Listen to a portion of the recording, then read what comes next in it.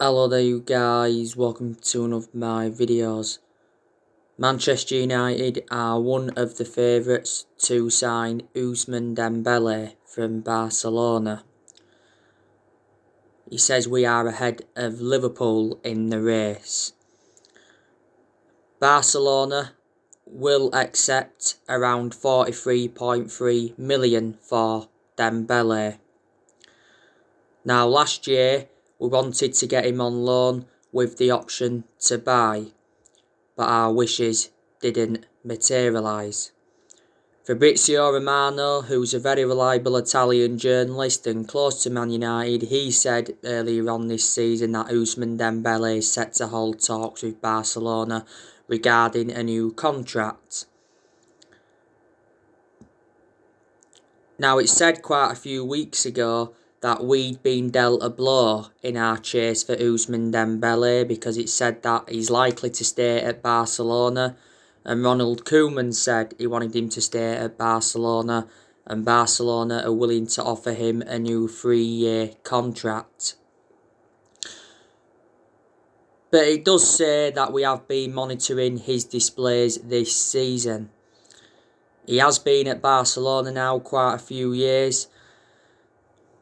Barcelona got him in a deal worth 135 million from Borussia Dortmund back in 2017. Barcelona paid like 97 million up front. My element of concern about Ousmane Dembele is injury prone. He's sustained quite a few injuries at Barcelona. He's got 14 months left on his current contract with Barca. I've got to say I liked Ousmane Dembele when he was at Borussia Dortmund. I also liked him when he was at Rennes.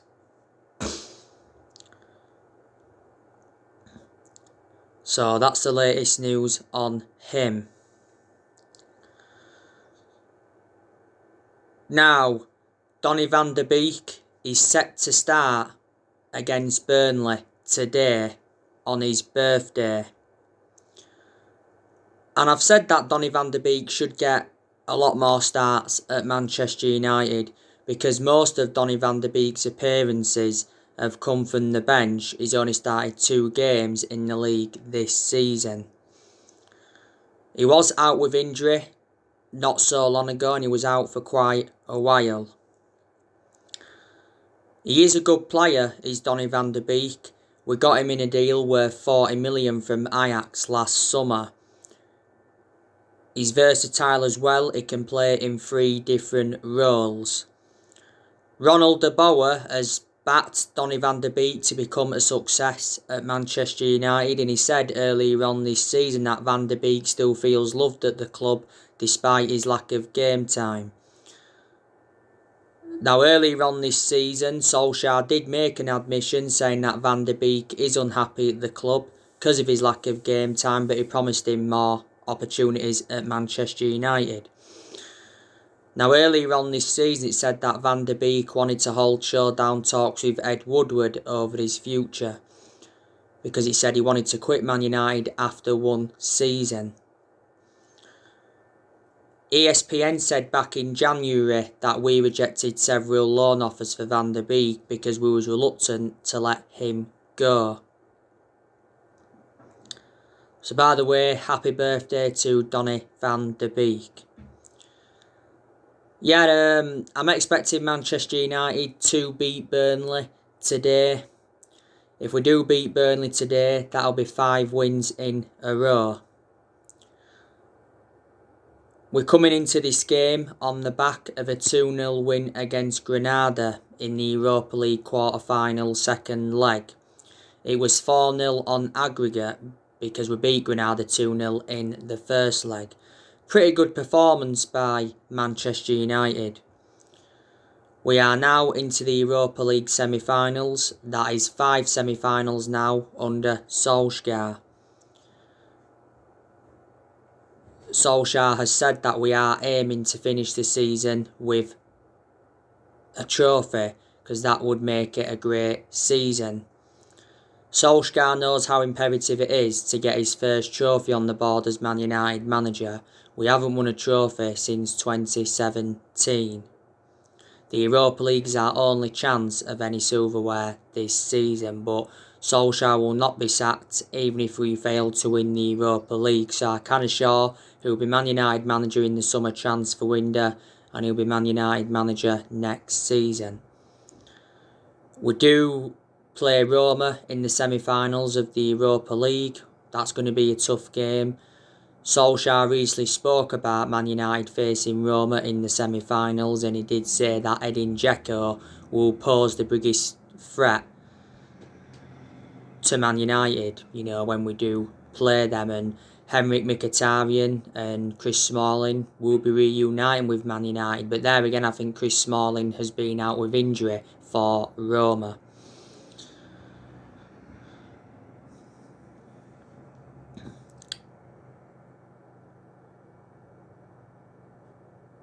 We won our last league game against Tottenham. We're beating them 3-1. And it was a good second half performance by Manchester United. I said, reflecting on that win against Tottenham, that more or less secures us a second place finish. But yeah, we are at home to Burnley today. We haven't been as good at home though as we have been away from home. We've been very good away from home. We are unbeaten in our last 23 Premier League away games, so we haven't lost away from home in the Premier League for over a year. Burnley beat us at Old Trafford last season 2-0. It was their first win at Old Trafford in 58 years. We haven't beaten Burnley at Old Trafford in the last 3 meetings with them.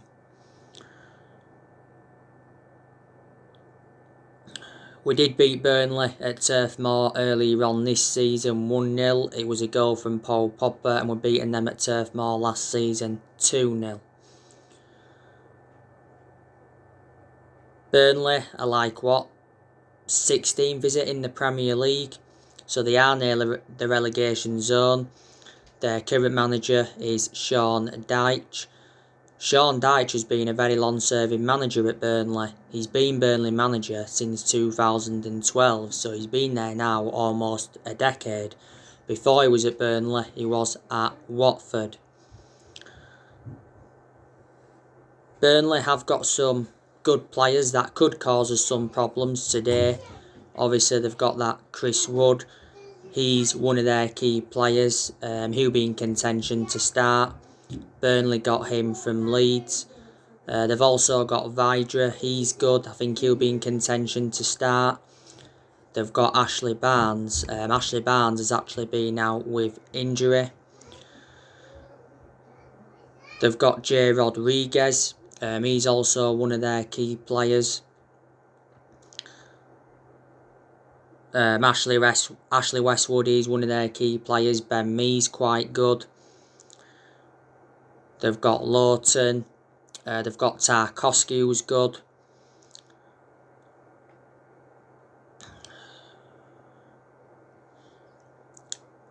Burnley have got Long injured. Brady's injured. Nick Pope's injured as well. I don't think he's going to be in goal today. Burnley lost their last league game against Newcastle 2-1. We've got Leeds after Burnley, and that is going to be a massive, massive game.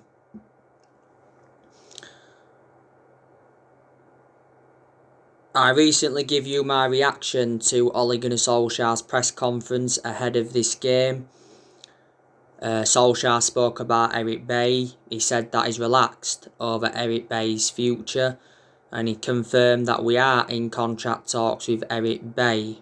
Solskjaer's hopeful he'll be able to feature today against Burnley because Bailly has been out with COVID. He said not so long ago that contract talks were on hold for Bailly because he wants assurances over his playing time.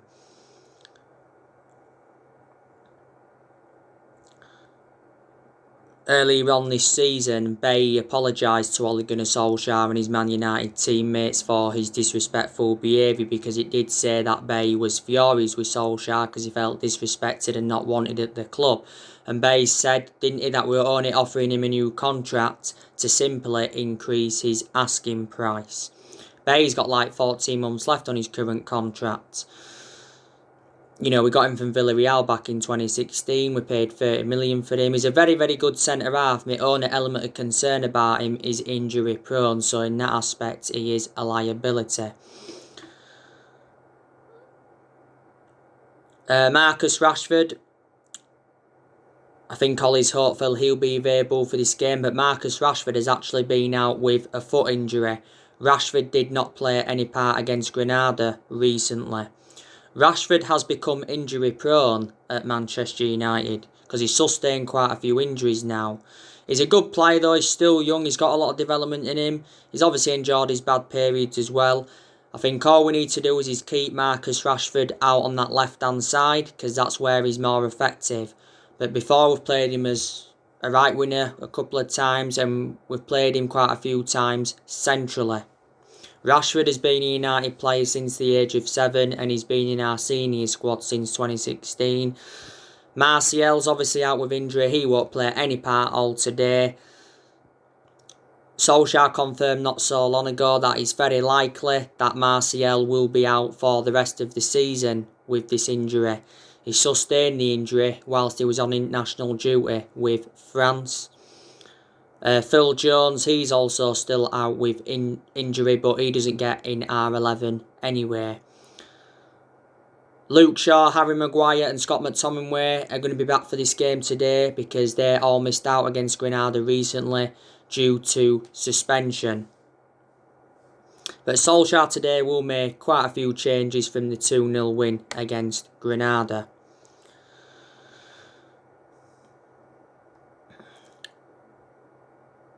Now, on my last video, I give you the news on Paul Pogba.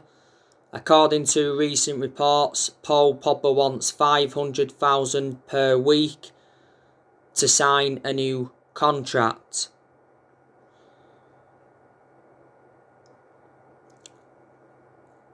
I think it's unlikely that we'll meet his wage demands. If Paul Pogba was to sign this new contract, his overall earnings would be close to £800,000 a week. Because at the moment he's on 290 grand a week on his current contract.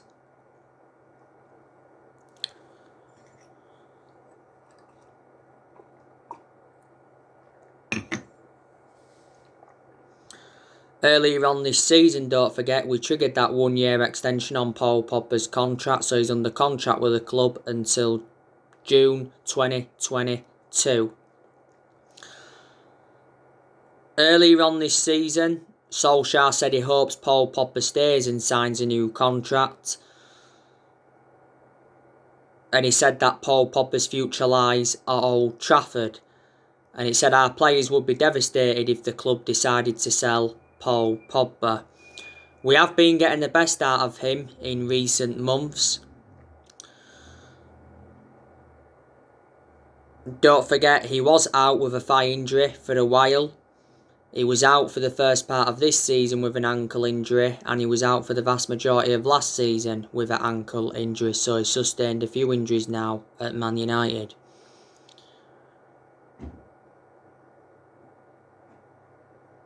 Recently, we've been playing Paul Pogba in more of an advanced role. We need to keep him in that advanced role because that's where he's more effective. I'm not too keen on Paul Pogba in a deeper role. Don't forget, Paul Pogba recently criticised Jose Mourinho. He says, you know, Jose Mourinho went against the players and Ole Gunnar Solskjaer is different. So reflecting on that, Pogba is 100% Ole Gunnar Solskjaer in. Jose Mourinho recently hit back at Paul Pogba's comments. He said he doesn't care less what he's had to say about his reign as Manchester United manager. But as it stands at the moment, Pogba's our most expensive signing because we paid £89 million for him, and this is his 5th season at the football club since he rejoined. He's had a long-running transfer saga. He's been relentlessly linked to a move to Real Madrid. PSG have been in for him. Barcelona have been in for him, and his former club Juventus have been in for him. I said if he leaves Man United, there's a good chance he'll go back to Juventus because he did enjoy 4 very good years with them before he rejoined us. And swap deals have been high on the agenda. Mini Oriola has obviously been desperate to get his client out of the football club. He did say earlier on this season that he's got no intentions of destabilising his client's season. And he made an admission saying that he's working quietly on Paul Pogba's transfer to avoid offence. Because obviously Mini Oriola doesn't have a good relationship with Man United and he has been criticised a lot. And he made the announcement back in December regarding Paul Pogba and Solskjaer, was furious with Mini Oriola's announcement because it was just before the game against RB Leipzig in the Champions League. So there you go.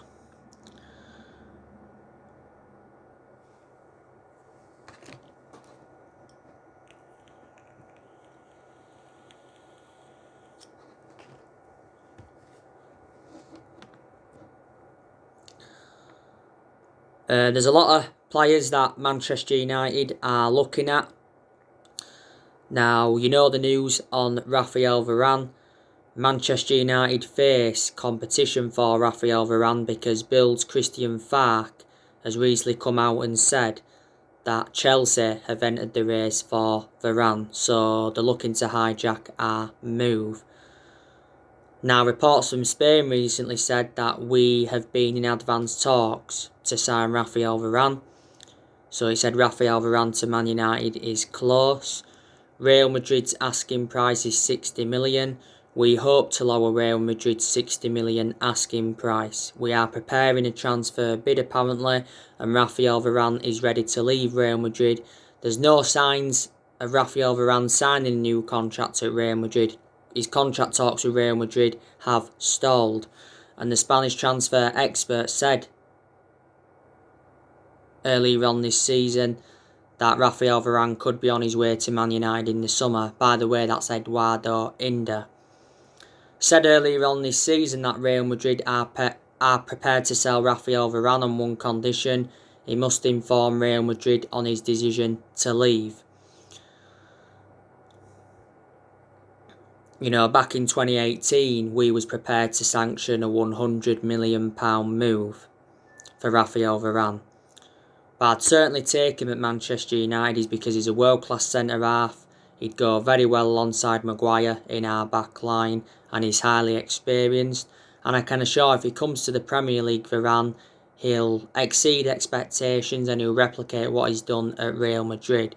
He's been at Real Madrid 10 years. Real Madrid paid just €10 million for him from Lens. He's won 18 major honours at Real Madrid and he's made over 300 appearances. Not so long ago it said that Solskjaer had drawn up a 6-man centre-back shortlist. So yeah, we're looking at quite a few centre-halves. Yesterday I gave you the news on Wesley Fofana from Leicester. Reports from France were saying that Manchester United have made contact with Leicester over a possible move for Fofana. But Leicester are demanding £80 million, so that's what we'll have to pay. So we'll have to pay the exact same fee as what we paid for Harry Maguire in the summer of 2019. Leicester got Wesley Fofana from Saint Etienne. They paid £36.5 million. He's got a contract with Leicester until 2025. So do you think he'd go well alongside Maguire in our back line? You know, Pau Torres, you know the news on him. There was narratives coming out about him not so long ago saying that Man United have held Pau Torres transfer talks. And it says we've been handed a boost in our pursuit of Torres because it said that Villarreal are willing to accept less than his £56 million release clause. They're willing to accept around £43 million. You know, you already know the news on Declan Rice from West Ham. Recent narrative said that Declan Rice is interested in joining Manchester United. and he's asked Harry Maguire and Luke Shaw about life at Old Trafford. West Ham are demanding over £100 million. He's not worth £100 million, Declan Rice, but he is a good player. I'd say he's worth in between 50 to 60 million, maybe 70 million at a push. It said the other week that we was exploring a swap deal involving Declan Rice and Jesse Lingard, didn't it? Declan Rice was relentlessly linked to a move to Chelsea last year. That's obviously when Frank Lampard was Chelsea's manager, and Frank Lampard was infuriated when he missed out on him because it was Frank Lampard's top target. But the main explanations I'd take Rice at Man United is because he's well proven in the Premier League. He's predominantly a holding midfielder, and we need a holding midfielder, and he can also be deployed as a centre half. And he's still young and he's got a lot of development in him. He said earlier on this season that Solskjaer agreed with our recruitment team that Declan Rice would be the perfect signing for the club. He's been at West Ham 7 years. He's got a contract with West Ham until 2024. Before West Ham, he was at Chelsea. He was in their youth setup for several years, but never got into their first team. And you already know the news on Erling Haaland. There was reports coming out yesterday saying that Man United are relying on Ole Gunnar Solskjaer's close bond with Erling Haaland to, secure the signing of the player. Erling Haaland leaving Dortmund is looking very, very likely after Dortmund's Champions League exit. Who will his next club be though? There's so many clubs in for him. The Athletic said not so long ago that we are actually one of the clubs that can afford Haaland. Dortmund are demanding £150 million.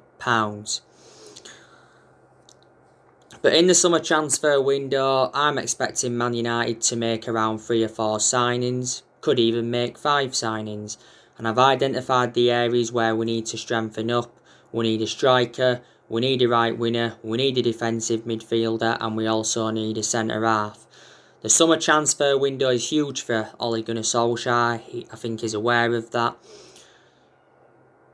Reports said not so long ago that Man United will spend big in the summer transfer window, but Solskjaer did mention that he wants to keep transfer dealings quiet. He did warn Solskjaer earlier on this season that we may not do business as usual due to the pandemic, but he said he's interested in bringing in players that will be a perfect fit for the club. Solskjaer should get very, very good backing in the summer transfer window and that, because we've got John Murtough. He's our director of football. And it was the right decision by the club getting a director of football in, because I did mention that's one of the structural changes that we needed, and John Murtough knows the club through thick and thin. And we've got Darren Fletcher, he's our technical director, and he knows the club through thick and thin because he endured 2 decades as a player for Manchester United. Solskjaer has already discussed our transfer plans for the summer with Fletcher and Murtough. And obviously Woodward, he's standing by Solskjaer. He believes that Solskjaer is the right man to lead the club forward. Our board have got a soft stance on Ole, with him being a legend of the club. Disregarding being a legend of the club, I think our board would have been a lot more ruthless on him.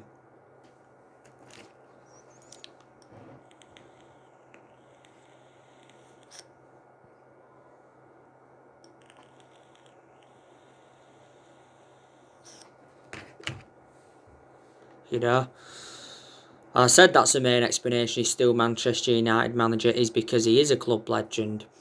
That's what saved him, basically. Disregarding being a club legend, I can almost assure he wouldn't have been here now. But yeah, in the summer transfer window, we're going to focus on the incomings and the outgoings. We're going to let quite a few players go in the summer transfer window, there's no doubt about it. There's a good chance that Cavani will leave. But I and a lot of United fans wanting to stay for next season, and I presume Ole Gunnar Solskjaer wants him to stay for next season. But whether he does or not, I don't know. Cavani's made a fantastic impact since he's come into his credit. A lot of United fans are saying that we need to offload Anthony Martial because, let's be honest, he's been out of form for the vast majority of this season. Can see his offloading one matter because he doesn't get in R11. You know, good chance Van der Beek will leave. There's been talks of a swap deal, hasn't there, between Donny Van der Beek and Adrian Rabiot. I think there's a good chance we'll offload Matic as well because he isn't one of our first choice midfielders. Pogba could still leave, especially now he's demanding £500,000 a week to stay at Man United beyond next season. Phil Jones, good chance he'll leave because he doesn't get an R11 and Jones has always been inconsistent anyway. He's been out of injury for like 14-15 months, is it now? Axel Tuanzebe, do you think we could offload him because he doesn't get an R11? He only played against Granada recently because Bay was out with COVID and Maguire was suspended. Delors, I think we'll be looking to get rid of him permanently. He's out on loan with AC Milan at the moment. Romero, I think we'll offload him because he's what our third or fourth choice keeper now, and there's a good chance that we'll offload David De Gea. Some United fans think it would be a mistake to let De Gea go, but I don't think it would be because I reckon he's now had his years at Manchester United. You know, he's been at the club 10 years now, and I think Dean Henderson's our number one now anyway. Will we let Alex Telles go? Because Alex Telles hasn't been given enough opportunities at Man United. You know, it's the exact same thing with Donny van der Beek. He hasn't been given enough opportunities. Because when we got Telles, I expected him to be our first choice left back. But I'm very, very hopeful that Solskjaer will get the players he wants in the summer transfer window, and hopefully he gets rid of players he wants to get rid of. You know, Solskjaer's not been backed enough so far as Man United manager, and so far he's endured 4 transfer windows as permanent Man United manager, and he's spent almost £300 million. Yeah, he has made good signings, but he hasn't got all the players that I wanted to recommend in as yet. You know, I've got to say, Ole is our best manager since Ferguson, there's no doubt about it. You know, there has been a lot of Manchester United fans demanding Ole Gunnar Solskjaer out of the club. They've obviously got main explanations why they want him out. Probably don't think he's good enough. But I presume there's still a lot of United fans that are Ole Gunnar Solskjaer in, and they believe that he needs more time. And even I've said Solskjaer does deserve at least another season because progress has been made in certain aspects. I can assure he's not the long-term future for Man United, Solskjaer, even though we've been doing well recently. You know, I won't change my perception on that. Unless, you know, we won a Premier League title or something under him, which I can't see happening. We know that Solskjaer's already agreed a new 3-year contract worth 30 million. Is it the right decision giving Solskjaer a new contract? I presume there's some United fans that disagree with this decision. Solskjaer's still got a year left on his current 3-year contract. But we finish second this season and we win the Europa League. I'll turn around and say that represents a good season for Man United, and that gives us something to build on going on into next season. I've told you already, I've got my concerns about Solskjaer. One of my concerns is he hasn't got a proven pedigree as a manager, that's one. And the other one is his decision making, because in a lot of his games at Man United he has been tactically naive. But there again, there's some games he's showed tactical flexibility, but he's got to show tactical flexibility persistently. You know what I mean? But Ollie's been here now over 2 years, and reflecting now on he's been at the club, he has gained some managerial experience and all of that. You know, we appointed Solskjaer in December 2018 to replace Mourinho, and he's been permanent Man United manager since March 2019. But like I've said before in my other videos, there's lots of positives regarding Ole. You know, we are second in the Premier League. At one point, he got us top of the Premier League. Solskjaer's come out and said we'll never ever give up on the title. Because mathematically we can still win the title, but I think City have got to lose 3 of their remaining 6 games for us to have any chance at all. You know, we haven't won the Premier League since 2013. That's 8 years ago now. You know, like I said, we've got a very good away record in the league. You know, Solskjaer's got us to the EFL Cup semi-final. Got us to the FA Cup quarter-final this season. Got us to the EFL Cup semi-final. You know, he's got rid of a lot of the deadwood since he's come in. I like the way he's promoted the youth. You know, he did well last season in his first full season, guided us to 3 semi-finals, got us qualification for the Champions League and got us a third place finish, the second highest we've finished since Ferguson.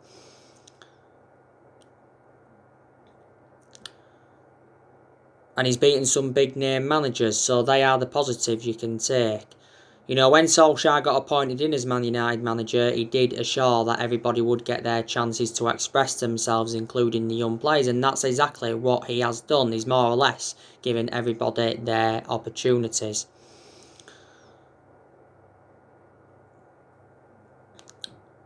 So there you go. So anyway guys, I'll be on for the match reaction after the Burnley game. Drop your comments, likes below on the channel. If you do, consider subscribe as always, and take care. God bless. See you all again very, very soon.